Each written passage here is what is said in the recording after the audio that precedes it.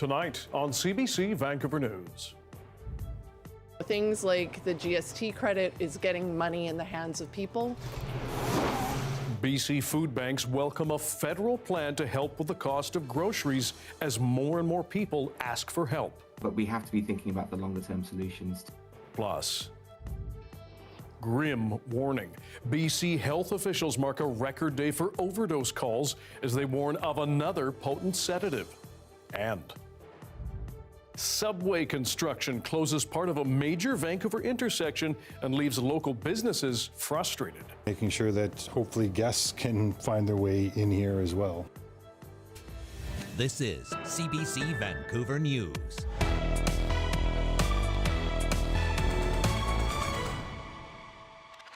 Hello, I'm Dan Burritt. Thanks for joining us. Prime Minister Mark Carney has announced a series of measures aimed at helping Canadians cope with the rising cost of living. As Ashley Burke explains, it includes an increase to the GST credit to make groceries more affordable. The Prime Minister marking the return of Parliament at a grocery store, promising to give 12 million Canadians more money to feed their families. We're announcing that our government is launching the new Canada's Groceries and Essentials benefit. A rebranding and a boost to a GST credit created under the Trudeau government after months trying to set himself apart. We're taking the existing GST credit amount and raising it by 25% for 5 years. And in addition, we're providing a one-time payment equivalent to 50% of the GST credit this year. The Honourable Leader of the Opposition. The Conservatives' leader, who's hammered the Liberals for months over high food prices, says he won't stop it, but cutting taxes on food is a better approach. The Prime Minister has revived a Trudeau-era rebate, which will let pass, that will barely cover a few trips to the grocery store, while the average family spends $17,000+. The Liberals' affordability announcement raising questions about if they're secretly planning a spring election to try and get a majority government. When you increase the tax credit for the GST, it looks like you want to send money to the people, so maybe he's thinking about it, but yeah, you have to ask him. Carney asked twice. So you're not considering a spring election? I don't. You can't draw that conclusion at all. Tell me that. Well, of course we're not. We're not. We're focused on results for Canadians. The Liberals' House leader says there is a way for this minority government to work and pass bills. We are telling Mr. Poilievre, get out of the way, free your MPs to vote for this legislation. Poilievre has written to the Prime Minister saying that he's willing to work with the Liberals to fast-track some measures, including on affordability and crime. Poilievre is facing his own challenge, his leadership review on the weekend. Ashley Burke, CBC News, Ottawa. Food banks here in BC, meanwhile, are welcoming the federal government's measures. As Amelia John explains, many food charities are dealing with unprecedented demand. This food bank in Port Moody is busy. Since the start of the pandemic, it's seen an increase in demand, in part because groceries are so expensive. We're feeding thousands and thousands of people every single month, and there's more people coming in, people where both parents are both working, and they still can't make ends meet. Food banks across BC are hoping a boost to the GST rebate will not only help clients, but their bottom lines. Things like the GST credit is getting money in the hands of people. We know that when people have money, they use it wisely. So it doesn't just support the individuals, but it also supports this system it's under considerable strain in that BC's charitable food system.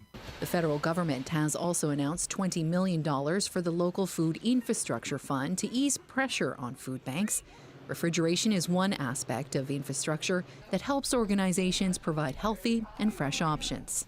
The refrigeration capacity was through grants from the federal government, and it really changed the game for us. We wouldn't have been able to provide this kind of food without refrigeration and the ability to keep everything cold and safe. While there's gratitude for the federal fiscal measures to address affordability, there are calls for longer-term poverty reduction policies in next month's provincial budget. It's immediate need, but we have to be thinking about the longer-term solutions to reduce and mitigate the need as we look to the future. hope that there's more relief to come in a sector beleaguered by ever-increasing demand. Amelia John, CBC News, Port Moody. Health officials in BC are issuing a startling province-wide warning. They say they are responding to a record 256 overdose calls in one day last week. The new single-day record was set on Wednesday, January 21st.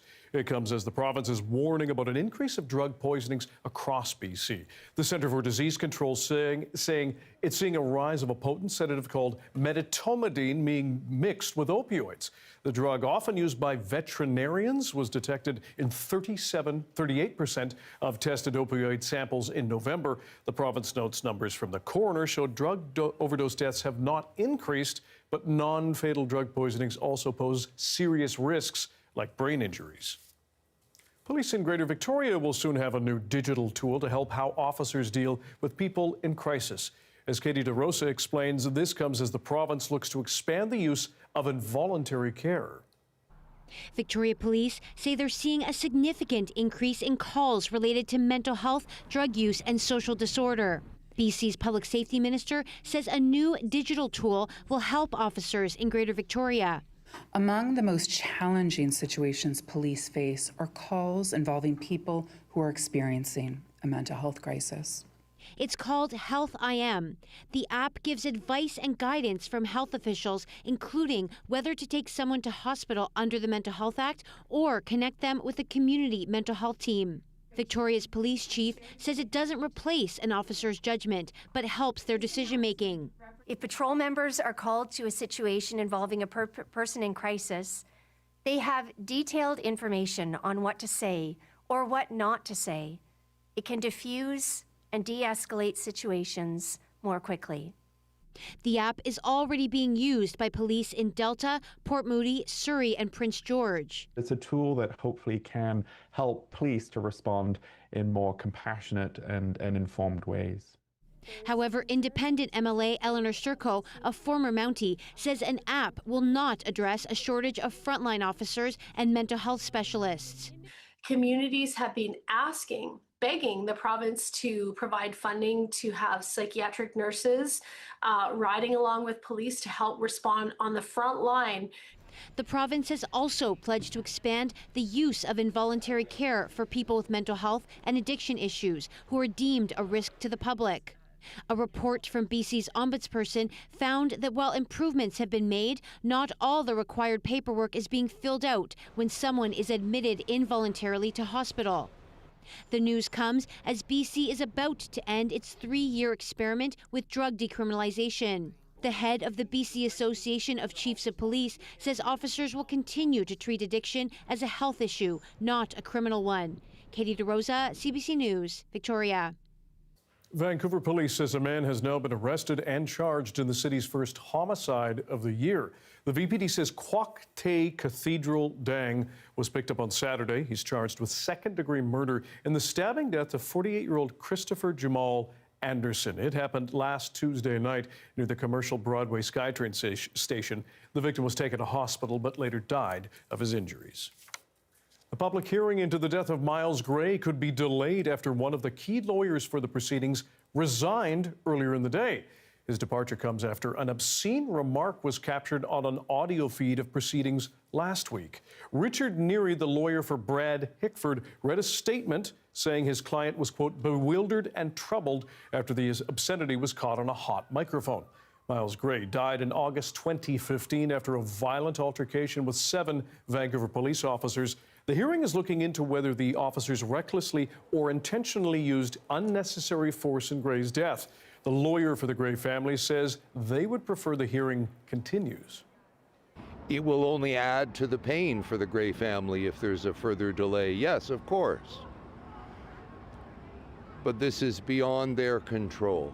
And we remain committed to try to proceed as promptly as possible with a fair process. The adjudicator hopes Hickford will be able to resume his duties. The hearing has now been adjourned until Tuesday. Well, it is a big closure in the middle of a very big project. A section of East Broadway in Vancouver is now blocked off for the next 4 months as part of the Broadway subway construction. The project is now in its 6th year and already 2 years behind schedule. As Shivani Joshi reports, businesses in that area are frustrated and trying to hang on. One of Metro Vancouver's busiest bus corridors is facing more disruption. A block of East Broadway between Quebec and Main Streets is now closed as construction continues on the Broadway subway project. The closure is to help complete the station. Initially, a bridge deck was constructed as they excavated out the tunnel and station. Now, crews will pull down those traffic decks and rebuild the roadway above the future Mount Pleasant station. The closure will last 4 months with bus and local traffic detoured along East 8th Avenue. Officials said closing the road would speed up the construction process, but it's raised concerns from local business owners who say reduced vehicle access could further impact customer traffic. Well, we're already down 45% for the last 3 years, like year after year from pre-construction. And right now, I don't know. I mean, my initial concern is making sure our deliveries can get here, making sure staff can get here. And then at the end of the day, making sure that hopefully guests can find their way in here as well. Project officials say sidewalks will remain open and access to businesses, residents, and services will be maintained. Construction will run Monday through Saturday from 7 a.m. to 10 p.m. On day one, police were on hand to redirect traffic, but some alternative routes like 7th and Kingsway were busier than normal. Police will stay on site to handle traffic direction as motorists get used to the new routes. Following the 4-month closure, 1 lane in each direction will reopen. The SkyTrain extension to Arbutus is expected to open fall 2027. Shivani Joshi, CBC News, Vancouver. Still on the roads, a major Metro Vancouver bridge is going to shut down for a whole week. That could lead to delays as commuters are rerouted. Starting February 6th at 8 p.m., both the Patullo Bridge and the new Stalo Awesome Bridge will be closed for 7 days.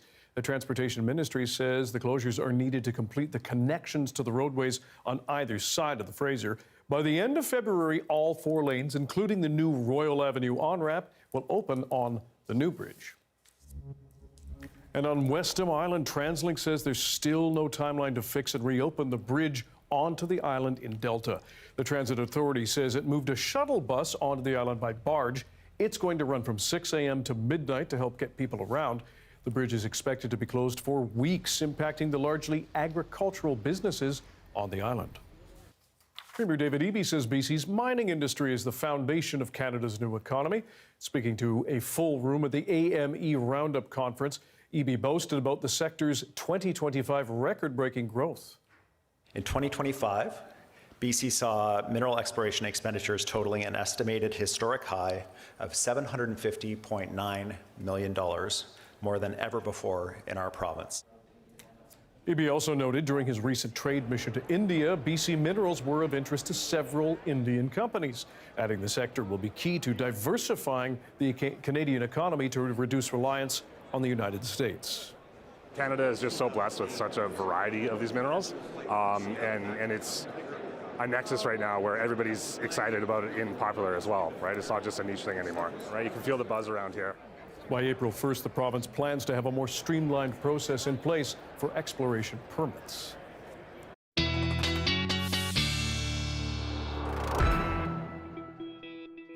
Darius Madavi joins us with a first glance at the weather. It's a little bit warmer than it was and a lot warmer than it is to the east. That's right. We'll talk more about Eastern Canada later in the show, but it's not just warmer today. We're going to continue to get warmer over the next several days as well. This is just the south coast, but it gives you an idea of what we're going to see. Temperatures come up pretty dramatically, jumping on parts of the west coast of the island from about 5 degrees all the way up to about 10 or 11 by midweek. So get ready for that warm up. In addition, we have more rain coming in. So this is going to be a big shift. Higher elevation snow, but honestly, the freezing levels are going to rise with that rise in temperatures, which means quite a bit of it is going to be falling as rain as well. West coast of the island starts to get it tomorrow, as well as the North Island and the lower mainland really overnight tomorrow into Wednesday. As those temperatures rise and we see more precipitation coming in, expect avalanche danger to rise pretty considerably over the next several days. Dan? Okay. Darius, thanks very much. Thank you.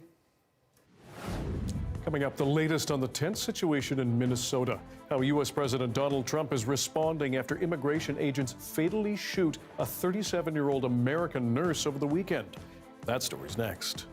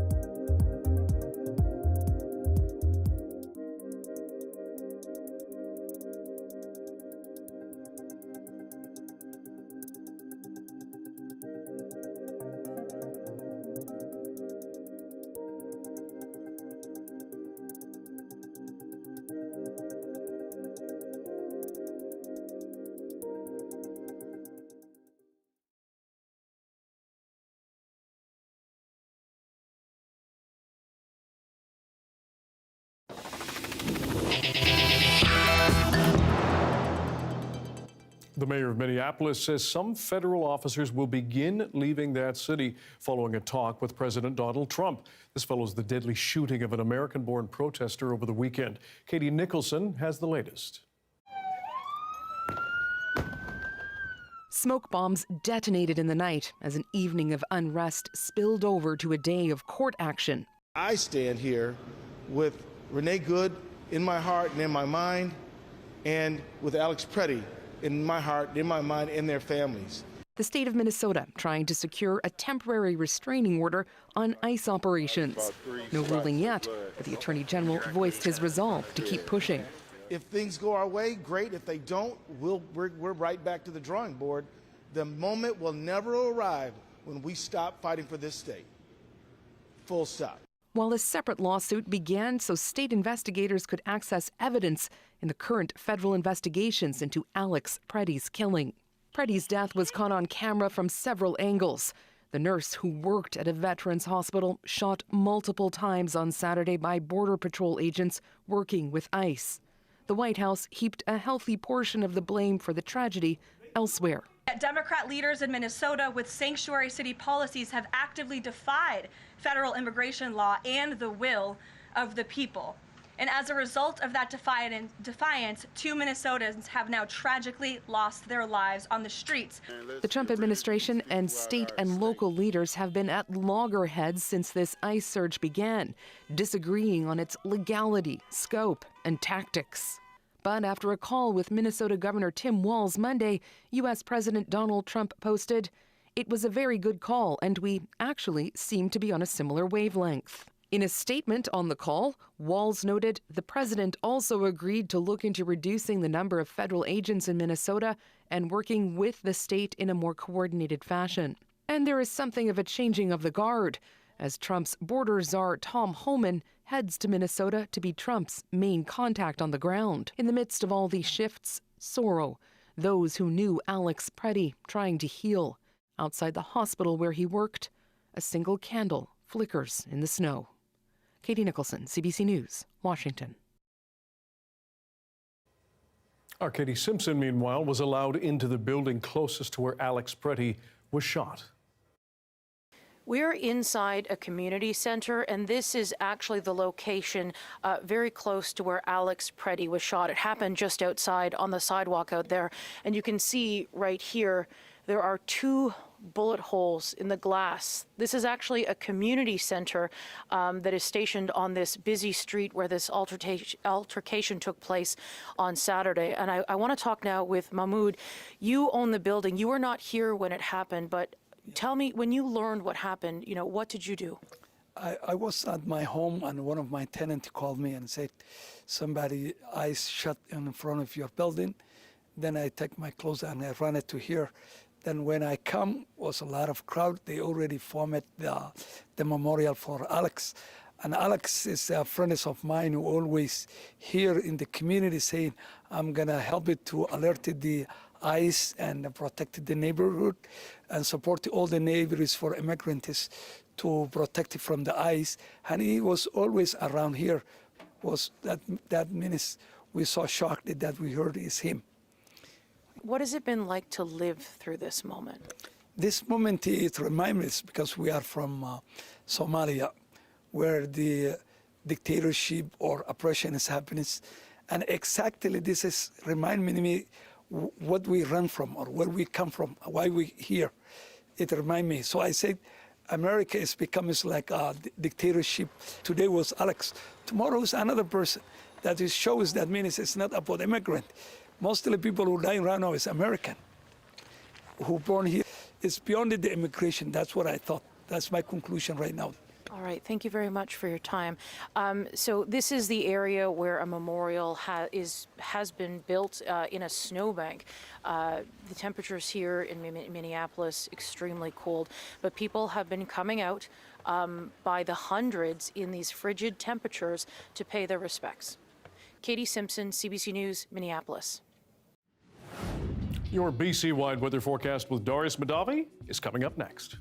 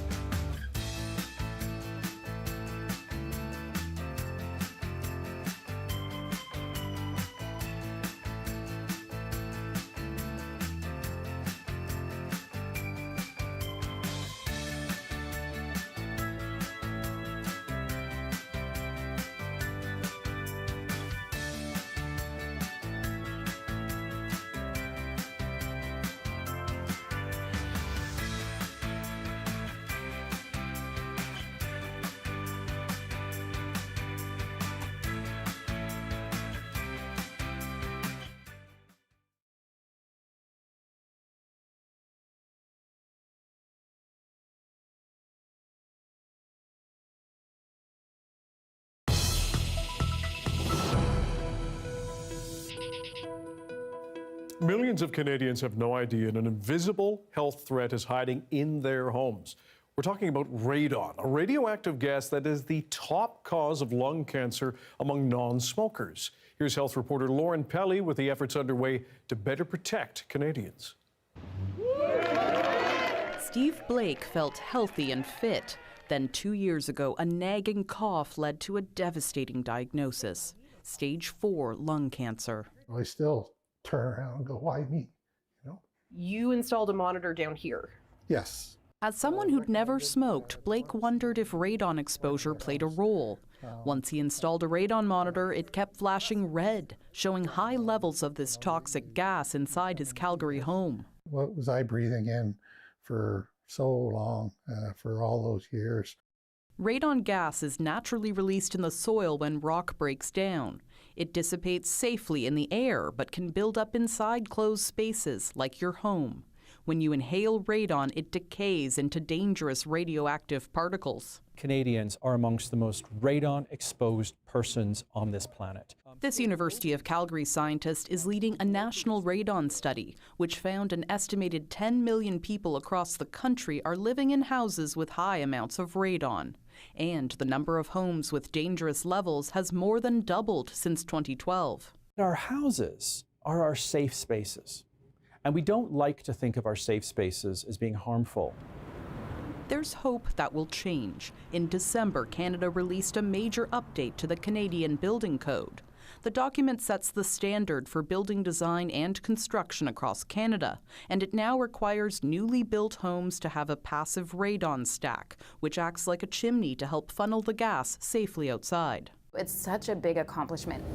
Health Canada research helped inform the new guidelines, but they won't translate into action overnight. It's going to take a while because it needs to be adopted by provinces and territories, but long term, we are going to be building homes in Canada that have less radon in it.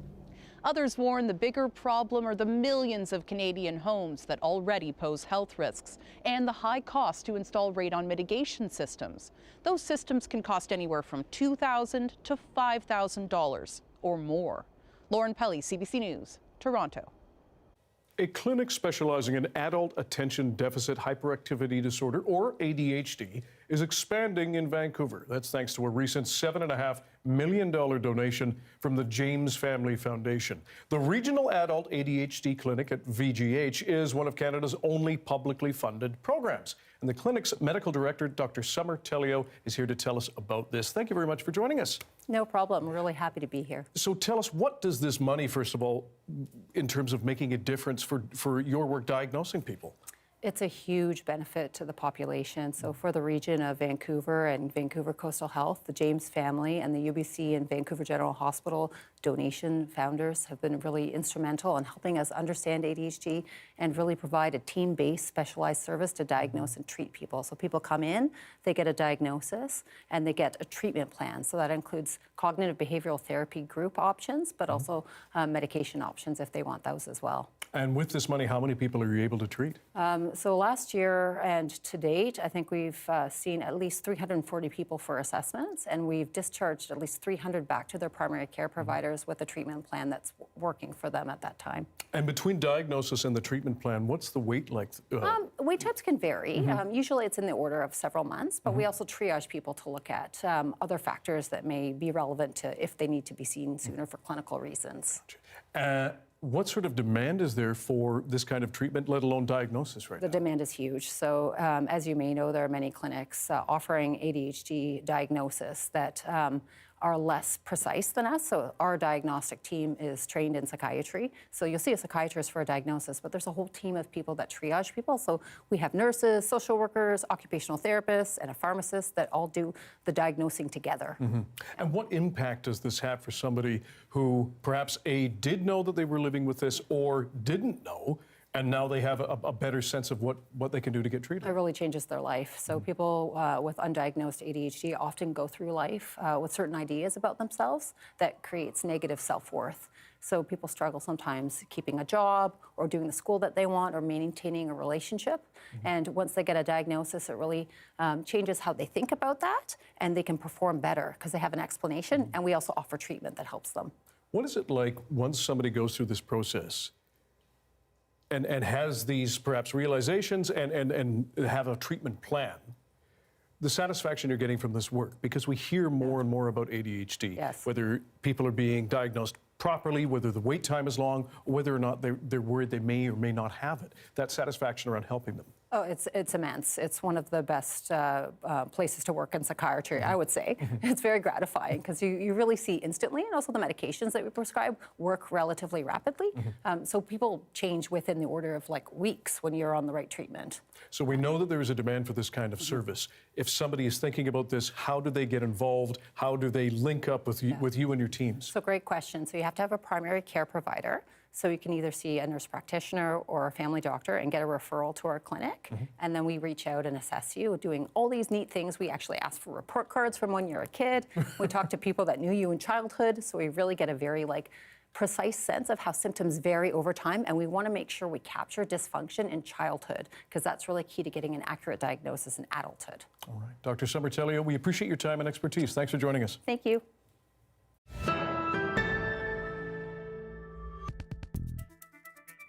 A new warning for Canada tonight as it considers whether to buy more American-made F-35 fighter jets.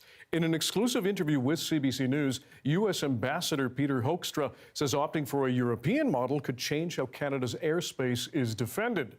David Common shows us what that could mean. When a threat is detected in North American airspace, NORAD launches the closest available warplane. Sometimes that's an American fighter into Canada. But the U.S. ambassador to Ottawa says that arrangement would be impacted if Canada doesn't buy more American-made F-35s. The structure that we see for NORAD would have to be altered. We'd probably have to get more F-35s. The United States would. The United States would. In order to fully protect the continent. Canada has committed to only 16 of the jets so far, insufficient to replace our existing fleet of aging fighters. If Canada did not have the F-35, do you think that American planes would more often be in Canada? That changes our, defense capability, and as such, we have to figure out how we're going to replace that. His comment reaching the head of Canada's Air Force. Can we maintain our sovereign control of airspace without F-35s? I would offer that Canadian presence in NORAD absolutely reduces the risk and increases Canada's autonomy and ability to defend itself. The F-35 is one of the capabilities that Canada has decided to procure. Canada's Defence Minister David McGuinty says there is no plan yet around further F-35 purchases. Everything's under review. Denmark is already flying the F-35. Many there now regret the decision. I'm not sure we would buy F-35s again. They're in for repairs about half the time or even more. They need spare parts all the time. And if we can't get those from the Americans, within a month or so, I don't think we'll have an Air Force at all. Polling suggests the majority of Canadians want the Carney government to move away from solely the F-35 in favor of the Swedish-built Gripen, even though the Defense Department assessed it as a less capable aircraft. The challenge, I think, for many Canadians is they are being asked to spend billions of dollars buying a plane to help defend their country and their interests from a country that many Canadians see as the threat right now. That's crazy. Okay, we're not a threat. Okay. The ambassador also tells CBC News Canada could see more benefits to Canadian companies which are helping to build the advanced plane. David Common, CBC News, Luke Air Force Base in Arizona. Back in this country, in the past week, more than 10,000 federal employees were officially informed their jobs may be on the line. All part of the Carney government's plan to cut the number of workers by 10% over the next 4 years. Marina von Stackelberg shows us the fear in a civil service that's about to shrink drastically. With thousands of jobs on the line, many public servants are now finding out if they'll soon be out of work. Everyone's very stressed, a bit depressed. And they're scared to talk about it. CBC News is keeping this employee anonymous and changing her voice over her fear speaking publicly could get her fired. Our whole office has been told we might be affected, and they're waiting to let us know based on how much of our job they can replace with AI. The letter she got says new technologies, including artificial intelligence, present us with opportunities to streamline. Consequently, you have been identified as an affected employee. The Carney government is making good on its promise to thin the bureaucracy, sending out workforce adjustment notices, meaning workers could face reassignment or layoff. Staff at Global Affairs and Health Canada are the latest to get them. Right now, we don't know which department will be hit next and what services will be cut. You cannot cut public service science and health departments and their staff without increasing public risk. Unions say Canadians will feel the impact. The government says the opposite. The services will be as good and better as we move forward with a bold agenda to transform government using new technologies. This former senior bureaucrat says the public service has grown faster than it should have. The result is a public service that's too big, doesn't work as efficiently as it should, and frankly, there's often too many people doing too many different things that don't need to be done. The federal government says it's doing what it can to limit layoffs. That includes offering buyout packages for early retirement. But the unions liken this to the Hunger Games, with coworkers who sat beside each other now battling it out for a job. Marina von Stackelberg, CBC News, Ottawa. Ryan Wedding pleaded not guilty today in a U.S. federal court. Prosecutors accused the former Canadian Olympic snowboarder of running a deadly global drug ring while dodging police for a decade. But as Thomas Dagla shows us, questions remain over exactly how Wedding was finally arrested. In a prison jumpsuit, the accused Canadian kingpin who evaded capture for a decade finally answering to a slew of charges, including murder, drug trafficking, witness tampering, and money laundering. Mr. Wedding entered a not guilty plea to both indictments that he's been charged with. The indictments are not evidence. Ryan Wedding's lawyer signaling he'll fight the charges. Days after the Olympic snowboarder turned fugitive was flown from Mexico to California, though it's still not clear just how he wound up in U.S. custody. Any spin that the government in Mexico is putting on this, that he surrendered, is inaccurate.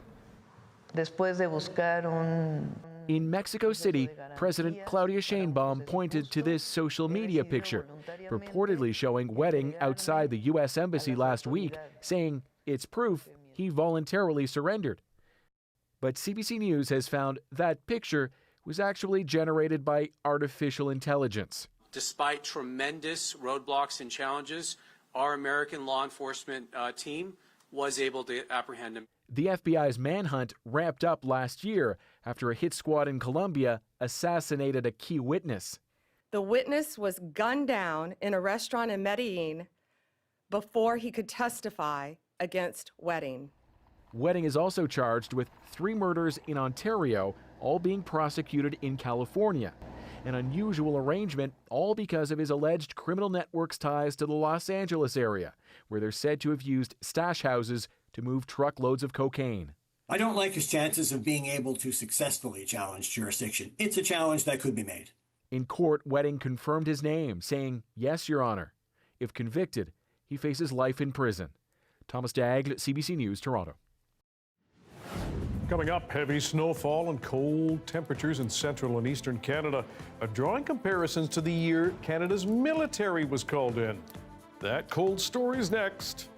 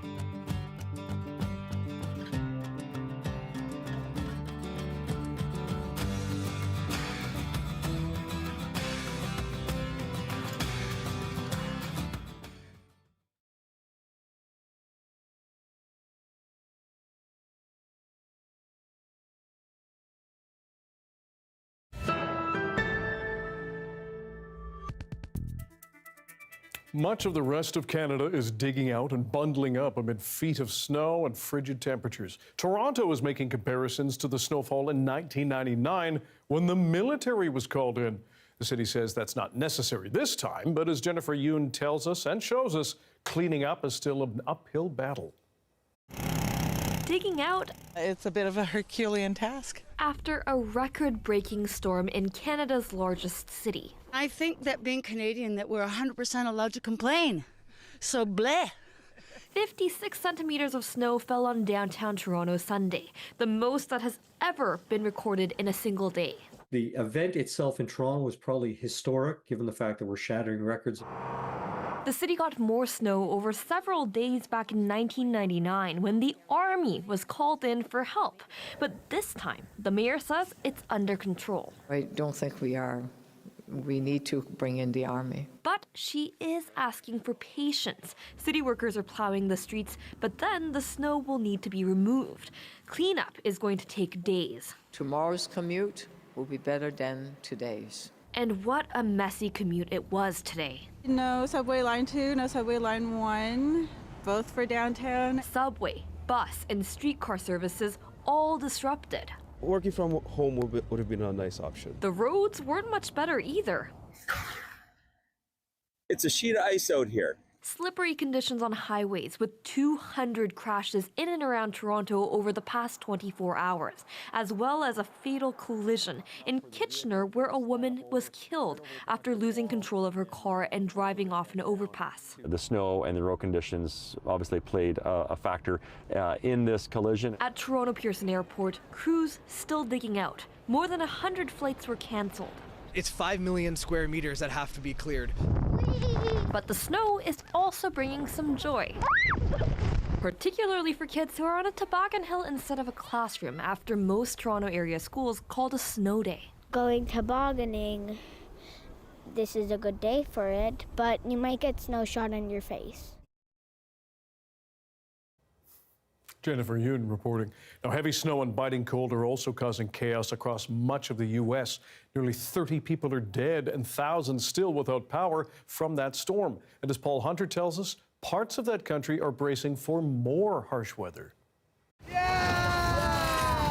From the U.S. Capitol, where the novelty of it all happily ruled the day. Last time we had like this much snow was probably like 10 years ago. To the far south, this, believe it or not, is Texas. And from typically winter light Tennessee, where the snow, ice, and wind have brought broad power outages expected to last days, up to all those places that do get snow. This is Boston. And this is Pennsylvania, where, in a word, it was Wild, wild, wild, wild. In New York City, where, yeah, they're used to it, if not always entirely ready for it. It's really deep. We're getting there. The consensus was clear. It was a monster storm. A day after, thousands of flights were canceled during the storm, thousands more canceled and delayed after the storm. And as Americans shoveled, plowed, and cleaned up from it, now a blast of Arctic air, yes, from Canada, has left a giant swath of the U.S. bracing for even icier cold. So in Louisiana, they're preparing warming shelters. It's more likely that things are going to get worse before they get better. More than 20 people across the country lost their lives in the storm, some from hypothermia. 7 were killed when a private jet crashed in Maine. And north of Dallas, a 16-year-old girl was killed, another critically injured, when the toboggan they were on, towed by a vehicle, hit a curb and rammed into a tree. It's kind of shocking. I don't know what they told their parents what they were doing. There's also a massive dollar cost to the storm. In the U.S., this one's already estimated at more than $100 billion. All right. From the wintriest blast of the season so far. Paul Hunter, CBC News, Washington. The weather update is brought to you by the BC Cancer Foundation. The future of cancer care can be your legacy. Fuel innovation and life-saving treatments by leaving a gift in your will today.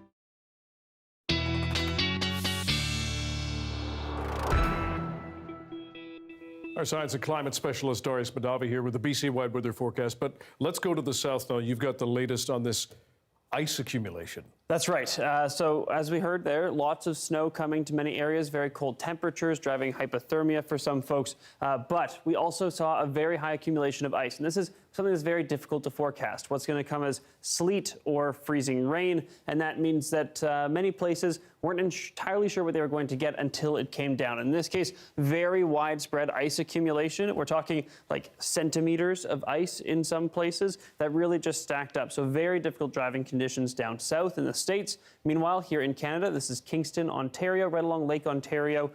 Very heavy snowfall came here, some areas as much as 40 centimeters of snow.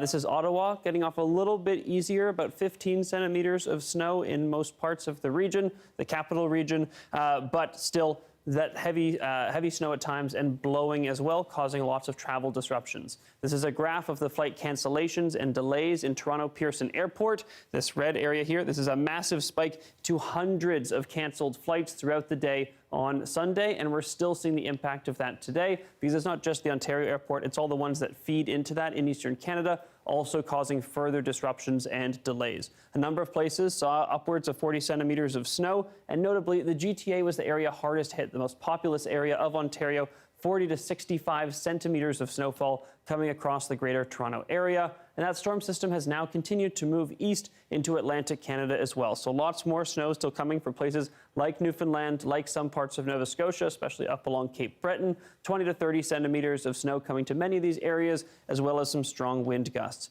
And part of what makes this storm system so dangerous in particular is this cold air that's still sticking around. Normally after a big snowfall, we'd get a bit of a warm up. This time, the cold air is still staying in place. That means the snow is there to stay as well. It's a very different picture here in BC, where temperatures are going to be climbing over the next couple days, pretty much across BC. And so get ready for some warmer conditions and rising freezing levels in many places as well. That means that as we see this next bout of precipitation come in after a dry couple of weeks, we're going to see a lot of that falling as rain, even at some of those higher elevations when we would really hope to see it as snow. So the local mountains may be getting some snow on Wednesday here in Metro Vancouver, but by the time we get into Thursday and Friday, we're probably looking at rain on much of the mountains. Whistler should still get snow in the Alpine, but Whistler Village, which will be a couple degrees above freezing, probably going to see some showers as well. We see some sunshine in parts of the interior. That valley cloud has lifted, so a little bit of good news there. And here's our 5-day forecast. Dan, temperatures are coming up quite a bit, but we do have a lot more cloud on the way and some rain that will be heavy at times through the end of the week. Okay, we're on watch. Thanks, Darius. Thank you. What does a used wedding dress and a dead aloe plant have in common? Well, a new exhibition at the Vancouver Mall puts personal failures on public display. You will want to see and hear more about this.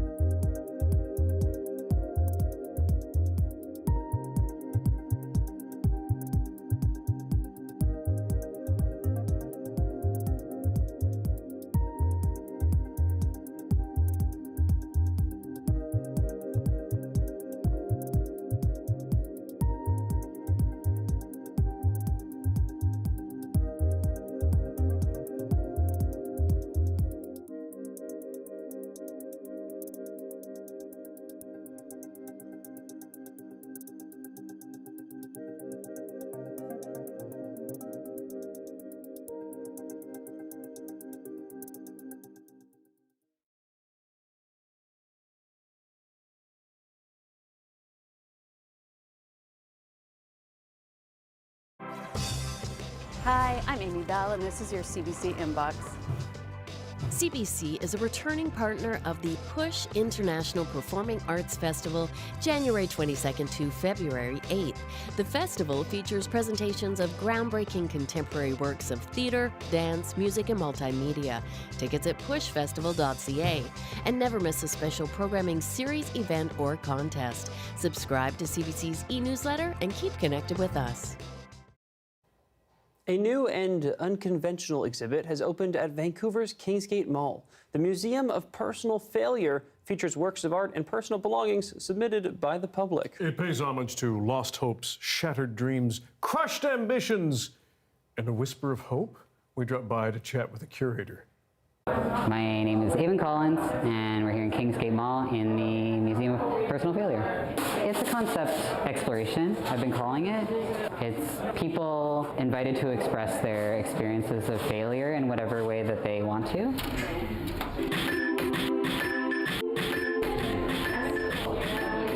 This isn't even half bad for like a failed album. So this is I called it $33 bill failed album. These are some of the first like musical ideas that I really ever came up with. In the past 5 years, hopefully I've gotten a lot better, but that's not what the point of this exhibit is. This exhibit is about the point where I failed 5 years ago. I make knives that have been sold all over the world. They are very custom, intricate pieces, as you can tell from something like that. This is the first knife I finished in 2025, a year ago. And when I went to sharpen it, I found out that I couldn't sharpen it. Something was wrong with it. And I found out that through a mistake I made previously, I cooked the chemical properties out of my quenching oil and it didn't do its job. So yeah, the knife was finished and it's now just a static display. You know, beauty's in the eye of the beholder.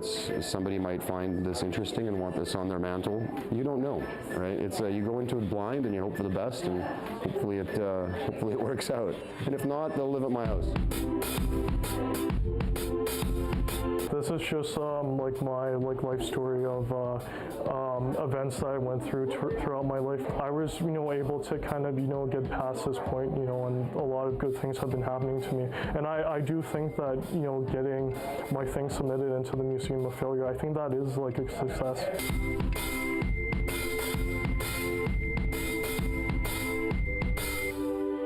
My display is of my dress, but it's in a moving box because you've gone beyond, the original injury. It's about feelings and the movement of life is good, So if you have a failure, that's okay. Learn and life is good. Go on.